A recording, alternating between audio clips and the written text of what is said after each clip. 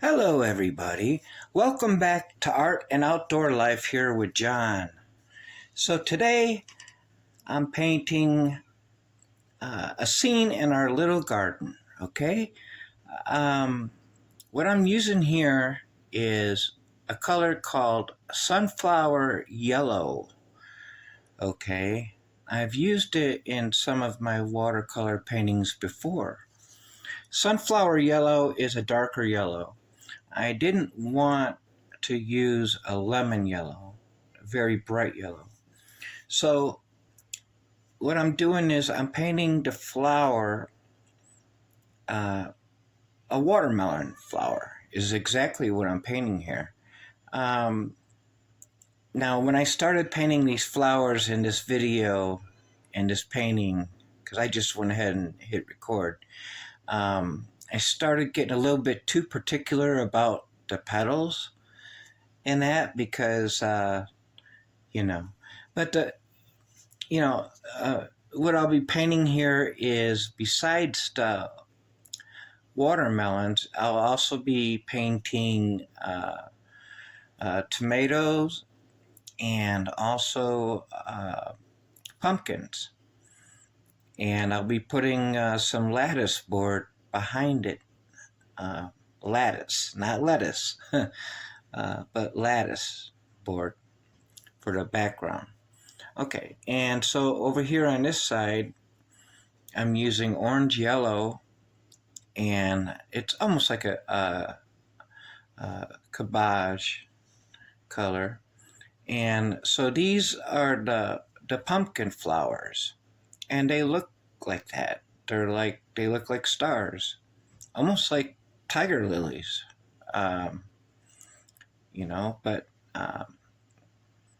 so I found this was the best orange I could find for these. I wanted a brighter orange, but I didn't want to go into mixing all the colors to get me a brighter orange. So here, what I've done is I've outlined my pumpkins, and I've painted the pumpkins, and now I'm outlining the watermelons, as you could see. So with the watermelons, I'm making two of them here. Now I have two kinds of green I'm using.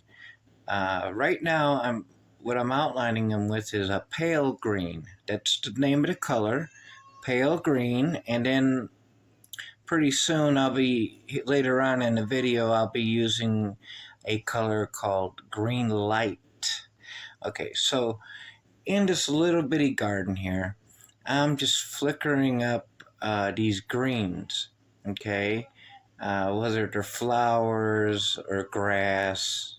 Well, they're not flowers, but whether, grass and just other maybe weeds and stuff around this little bitty garden here. Okay, the cool thing is, now I want to let you know, I did wet the paper down before I started, okay? But I didn't wet it very much. And the watercolor paper is on a very steep angle. But I didn't wet it very much because I did not want the watercolors to run down on this one. So every once in a while, if you notice, I'm sticking I don't think you could see it, but I'm sticking my brushes in a little bit of water to lighten up the colors and also to give it some texture. When it crosses the other colors, okay? Now, here, if you look at what I'm doing, believe it or not, I started trying to make the shapes of the leaves because, as you know, all things that grow in the garden have certain shapes to the leaves. For example, the pumpkins have their own leaves, their own shapes, and the watermelons have their own shapes. And so here with a little liner rigger brush, I'm going across the watermelon here. And every time I do these, I don't take this the wrong way. It's not a joke, really. I always think about bass when, bass have that line that go right across the middle of them. So that's what I was thinking when I was doing this. I know might sound a little strange. I don't know, but so just kind of squiggling through the center there, and then a little bit on the top and a little bit on the bottom. Now I'm going to show you how I got in between here without having the paint run all over, because there's the light green that's inside of these watermelons, right? Okay, so what I did, well, and I'm still messing around here. Now this is burnt sienna here, and I did not have burnt umber on my palette in the beginning, but later on I switched over to burnt umber. But I'm just using burnt sienna here, and I really not too happy about it. But it is what it is. I mean, I'm having a good time with this. This is from imagination. No reference photos at all. In fact, I don't think any of my paintings I've did on videos have any reference photos at all. So I'm putting a little shade on the side just to kind of, and I apologize for the glare off of the light. Okay, so now that I got that in there, just to kind of give it an idea that it is a pumpkin. Those are 2 pumpkins. So what I'm going to do here, I dip my little liner brush inside some wet water with a little bit of pigment of green, just a touch, and very gently just kind of went in between those lines with just really just the tiniest touch of green pigment, and just a little bit of water, just so the water wouldn't run and ruin those lines. Okay, so then up here, I went to a crimson red, and I said, okay, I'm going to start my tomatoes, right? I'm going to start these little cherry tomatoes or whatever. And while I was painting these, I was thinking, well, these are a little too dark for me. I'm not liking that. Okay, I want some bright red tomatoes, right? And so the crimson red wasn't working, and I do this sometimes. I'll take a Q-tip, and you can actually move paint around. It works really good on certain things. You can create shades and stuff with the Q-tips. So I was trying to lighten that up, but it didn't work. I was trying to take some of the paint off. So I figured, okay, I'll go into the greens. So I'm thinking, okay, now I'll try this. Vermilion. This is vermilion, and it's a brighter red pigment, and that was the color I was looking for. Even though all tomatoes, they have orange, they start out orange, light orange, before they turn into really dark red. But anyways, I'm having fun here, right? Okay, so not liking the burnt sienna on the bottom, I went and I opened up a tube of burnt umber for the earth, and put those on some mounds, right? So that's what I'm doing here. And again, I apologize for the glare from the overhead light. So yeah, with the burnt umber here, I'm filling in my ground color, because I really did not like that burnt sienna, and I didn't have my burnt umber on the palette when I started. Don't ask me why, because it's always on my palette. So anyways, I'm filling in this here, the ground, and such. Filling in everything else. And please, if you do enjoy the videos and you like what I paint, um, please hit the like button and subscribe. It helps me a lot. It really does help me a lot. And I do appreciate this. I appreciate making videos for people, and, you know, I mean, I get enjoyment out of this, as I hope that you do too. And I hope that somebody's learning something. You know, I'm always learning, and I will continue to learn until, I can't paint no more. I will always continue to learn. So, anyways, just filling it up with some of that burnt umber there for the ground. I know it looks a little funny in the middle between those two pumpkins there, but I just had to cover it up. So back to the greens. I'm using what they call a green light, GREENLIGHT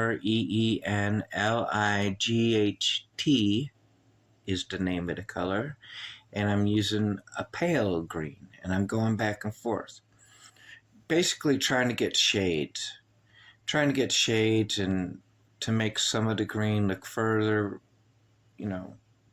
further back and darker, and also to get different shapes.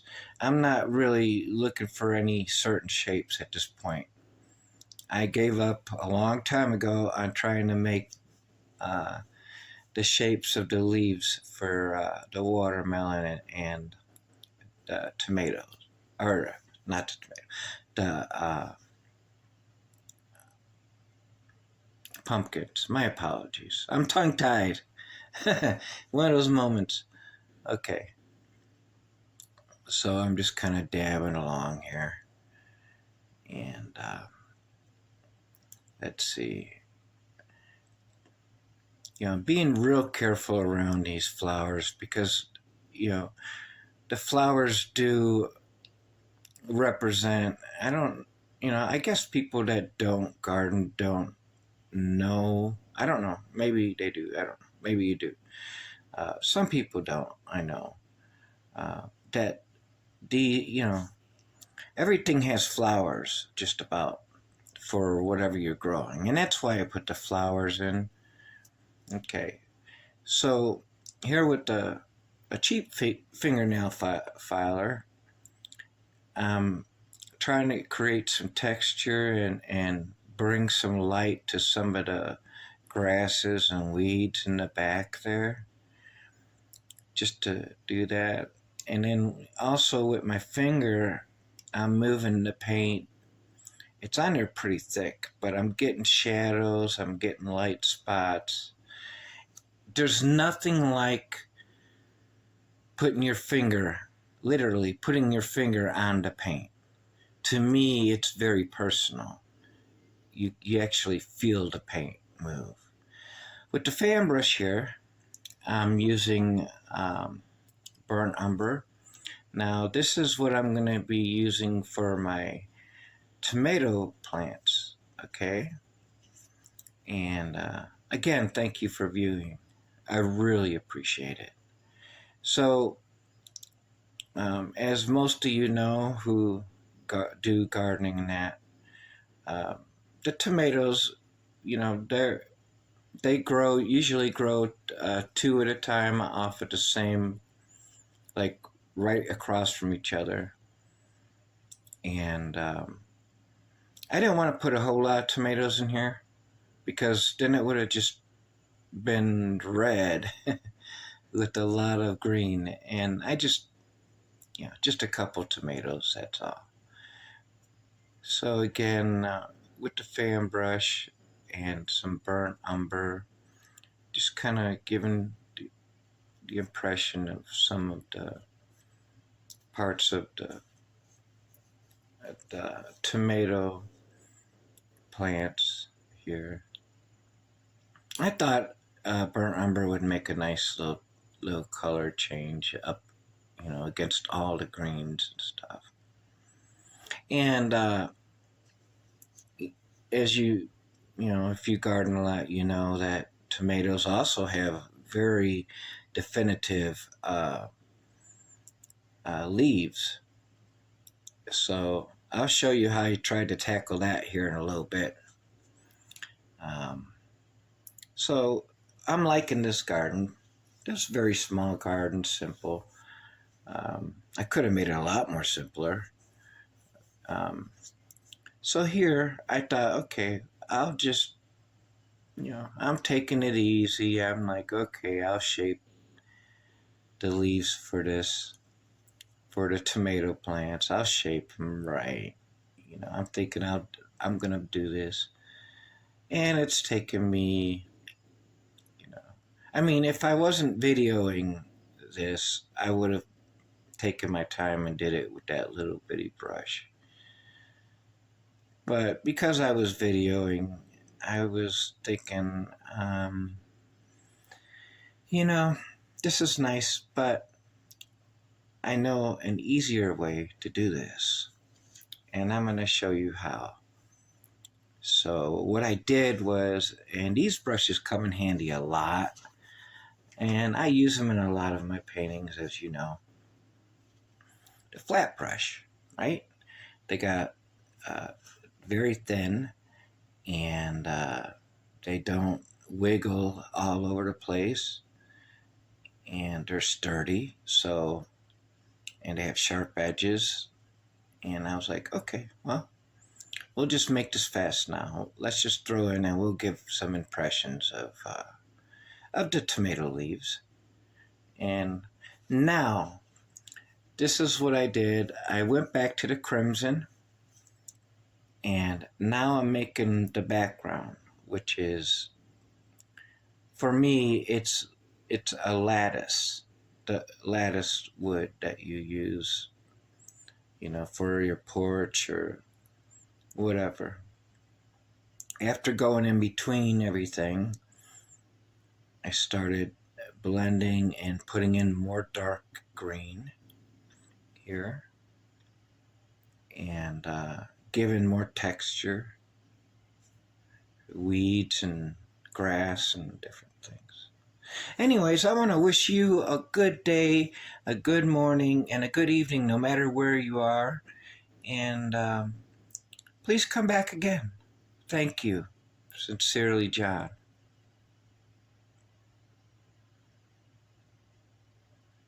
Yeah, I was taking up trying to pull some of the darker colors up here. And some people might take that as a chain link fence. I don't know.